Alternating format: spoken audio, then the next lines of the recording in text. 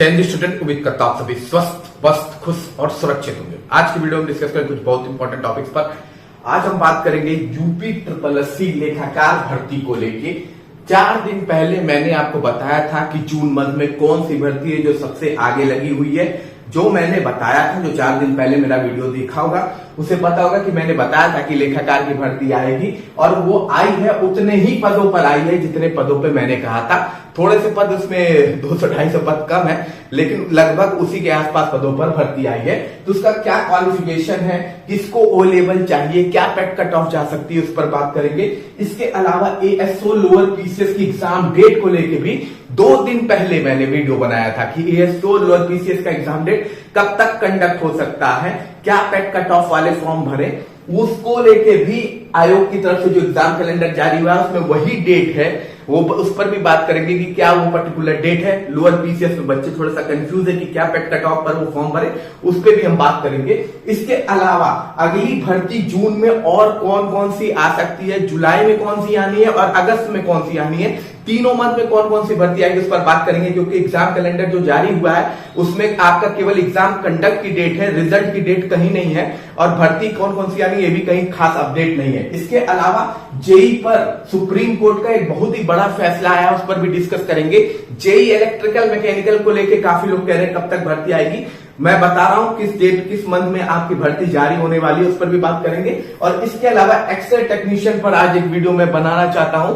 कम से कम गवर्नमेंट को सुनना चाहिए उन बच्चों का, रिजल्ट को लेके बच्चे बहुत परेशान है, उस पर भी बात करेंगे। उससे पहले चैनल पे जो भी नए हैं चैनल को लाइक और सब्सक्राइब कीजिएगा, वीडियो अच्छा लगे तो शेयर कीजिएगा। इसके अलावा इंस्टाग्राम और टेलीग्राम चैनल दोनों को फॉलो करने के लिए दोनों का लिंक डिस्क्रिप्शन बॉक्स में मेंशन, आप वहां जाकर मुझको फॉलो कर सकते हैं। चलिए चलते वीडियो की ओर। तो सबसे पहले बात कर लेते हैं लेखाकार और सहायक लेखाकार भर्ती को लेकर। ठीक है, इस भर्ती को लेकर मैंने 3 दिन पहले वीडियो बनाया था। मैंने कहा था कि ADO से पहले आपकी इसकी भर्ती आएगी, लेखाकार की भर्ती आएगी और वही आई। मैंने 1900 पद के पास कहा था और ये लगभग आपकी टोटल पोस्ट कितनी आई है, 1829 पदों पर ये भर्ती आई है। ठीक है, मैंने आपका कहा था कि टोटल पोस्ट 1900 होगी और ये 1829 पदों पर ये भर्ती फाइनली जारी कर दी गई है। अब इसमें बड़ी अच्छी भर्ती है ये और बहुत ही अच्छा मौका है किसके लिए, कॉमर्स वालों के लिए। मौका क्यों अच्छा है, क्योंकि इसमें जो क्वालिफिकेशन मांगा है आपका क्वालिफिकेशन, उसमें आपके पास BCom होना चाहिए। ठीक है, BCom अगर है या MCom अगर है तो आप ये एप्लीकेशन फॉर्म 100% भर सकते हैं। इसके अलावा अगर आपके पास डिप्लोमा है, डिप्लोमा किसमें है, डिप्लोमा आपका अकाउंटेंसी में है। अकाउंटेंसी में अगर आपने डिप्लोमा किया हुआ है तो आप ये एप्लीकेशन फॉर्म भर सकते हैं, परंतु आपके पास क्या होना चाहिए, O लेवल भी साथ में होना चाहिए। ठीक है, ठीक। अगर आप BCom किए हुए हैं तो आपको O लेवल की जरूरत नहीं है, MCom किए हुए हैं तो आपको O लेवल की जरूरत नहीं है। लेकिन अगर आप डिप्लोमा से एप्लीकेशन फॉर्म भरेंगे अकाउंटेंसी से तो आपके पास O लेवल की भी डिग्री होनी चाहिए। यानी O लेवल केवल डिप्लोमा वालों के लिए है, ना कि आपका BCom और MCom वालों के लिए है। और O लेवल के समकक्ष जो डिग्रियां हैं वो भी अगर आपके पास हैं तब भी आप ये एप्लीकेशन फॉर्म भर सकते हैं। यानी अगर BCom MCom वालों के पास O लेवल नहीं है तब भी आप ये एप्लीकेशन फॉर्म भर सकते हैं। O लेवल के चक्कर में आप इस एप्लीकेशन फॉर्म को मत छोड़िएगा। ठीक है, अब इसमें सबसे अच्छी बात है कि इसमें पेट की कट ऑफ क्या जाएगी। तो इसमें देखिए पेट की जो कट ऑफ जाएगी आपकी वो 1 नंबर होगी। 1 नंबर पे ही आपका सिलेक्शन हो जाएगा। यानी प्रत्येक व्यक्ति जिनकी क्वालिफिकेशन BCom MCom या डिप्लोमा में अकाउंटेंसी है और डिप्लोमा वालों के पास O लेवल है तो आप ये एप्लीकेशन फॉर्म भर दीजिएगा अगर आपका नॉर्मलाइज स्कोर 1 होगा। ठीक है, 1 नंबर को भी कॉलिंग आ जाएगी एग्जाम देने के लिए। तो सीटें अच्छी खासी हैं, कंपटीशन आपका बहुत कम है। ठीक है, स्पेशल पोस्ट है ये, तो इस वजह से कॉमर्स वालों के पास अच्छा मौका है, क्योंकि ना इसमें साइंस वाले एप्लीकेशन फॉर्म भर सकते हैं, ना BA वाले भर सकते हैं, केवल कॉमर्स वाले भर सकते हैं। तो ये आपके लिए एक बड़ी अपॉर्चुनिटी और बड़ी भर्ती है, इसका मौका मत गवाइएगा। ठीक है, अब हम बात कर लेते हैं अगली इंपॉर्टेंट अपडेट की। ठीक है, तो अगली इंपॉर्टेंट अपडेट आपकी ASO और लोअर PCS की एग्जाम डेट को लेकर है। ठीक है, तो मैंने आपको 2 दिन पहले वीडियो बना के बता दिया था कैलेंडर जारी होने से पहले ही कि ASO का एग्जाम आपका जुलाई लास्ट या अगस्त उसमें होगा, अगस्त स्टार्टिंग में आपका एग्जाम होगा। यही बात मैंने कही थी कमेंट बॉक्स में, काफी लोग काफी कुछ बोल रहे थे, लेकिन मैंने आपको प्रीवियस वीडियो में बता दिया था। और वही आपका जब कैलेंडर जारी हुआ है तो आयोग की तरफ से भी बताया गया है कि आपका 26 जुलाई को एएसओ का पेपर है। देखिए मैंने कहा था ना जुलाई लास्ट या अगस्त स्टार्टिंग, तो 26 जुलाई को एएसओ का पेपर है। लोअर पीसीएस का भी मैंने कहा था कि अगस्त लास्ट में आपका, अगस्त के आसपास आपका पेपर होगा, तो लोअर पीसीएस का भी पेपर की डेट आपकी आ गई है और लोअर पीसीएस का भी आपका एग्जाम 23 अगस्त को है। ठीक है, तो दोनों न्यूज मैंने आपको 2 दिन पहले ही बता दी थी, कैलेंडर जारी होने से पहले ही आपको इसकी अपडेट मैंने दे दी थी और देखिए एकदम सेम टू सेम वही अपडेट है। ठीक, अब हम बात कर लेते हैं अगली इंपॉर्टेंट अपडेट की कि उसमें जो लोअर पीसीएस के बच्चे हैं उनकी पेट कट ऑफ क्या रहेगी, मतलब कितने पेट कट ऑफ वाले बच्चे फॉर्म भर सके। देखिए नॉर्मली तो अगर आपका 63 प्लस है, ठीक है 63 प्लस है तो आप एप्लीकेशन फॉर्म भर सकते हैं, पर मैं यही कहूंगा कि 50 प्लस वाले, 50 प्लस वाले आप भी एप्लीकेशन फॉर्म भर दीजिए।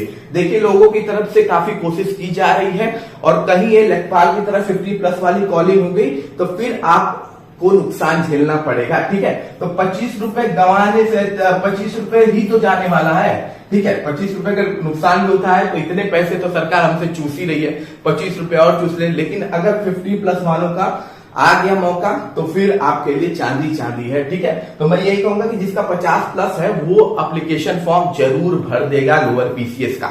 अब हम बात कर लेते हैं अगली इंपॉर्टेंट अपडेट की।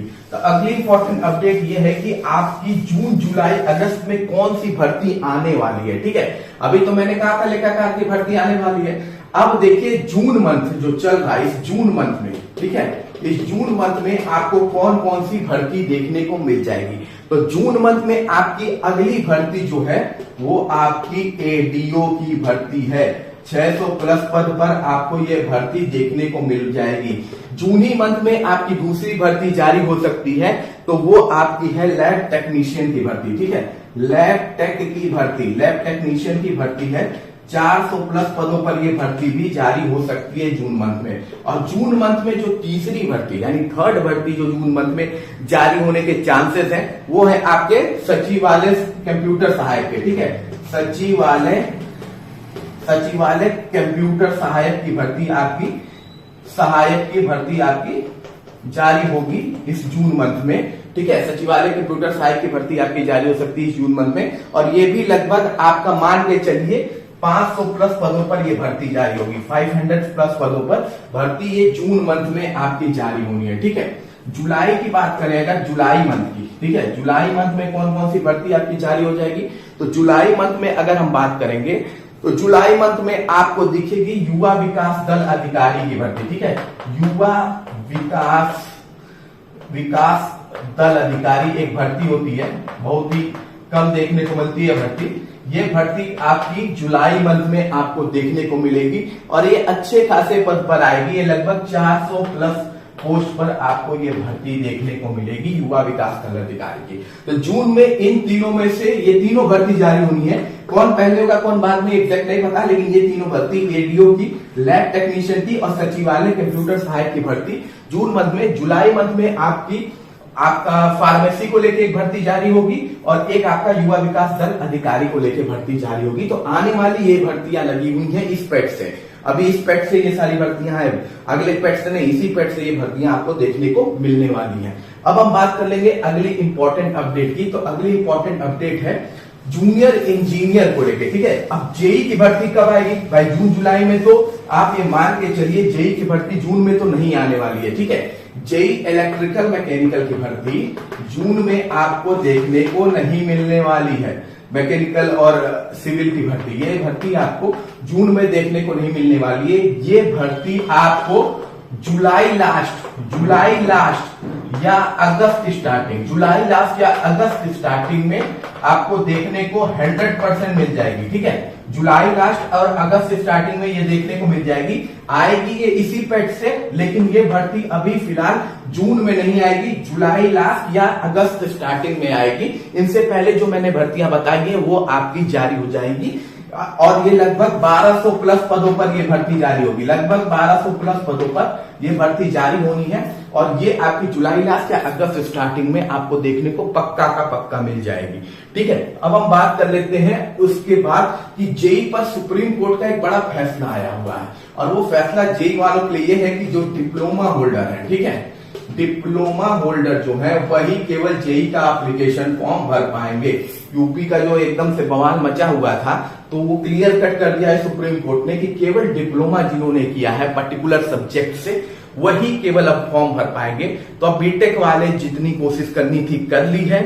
फाइनली जजमेंट आपका डिप्लोमा के फेवर में आया। ये बात मैंने आपको 8 महीने पहले भी कही थी कि आप ऐसे केस में झूठ में केस कर रहे हैं और इस भर्ती को लटका रहे हैं जहां का रूल और रेगुलेशन जो इस एक्ट को लेके बना हुआ है उसमें ऑलरेडी डिप्लोमा मेंशन है। अगर आपको चेंज कराना है तो रूल और रेगुलेशन एक्ट पर आप चेंज कराएंगे, जो भी अध्याचन का अधिनियम होता है उसमें चेंजिंग कराएंगे तो कुछ होगा, अदरवाइज आप कभी केस जीते ही नहीं सकते हैं। और वही हुआ है डिप्लोमा वालों को। फाइनली सुप्रीम कोर्ट ने कह दिया कि जेईई में केवल डिप्लोमा वाले ही क्वालिफाइड हैं। तो ये एक अच्छी खबर है जूनियर इंजीनियर वालों के लिए। ठीक है, अब हम बात कर लेते हैं अगली इंपॉर्टेंट अपडेट की। तो अगली इंपॉर्टेंट अपडेट एक्सरे टेक्नीशियन को लेके है।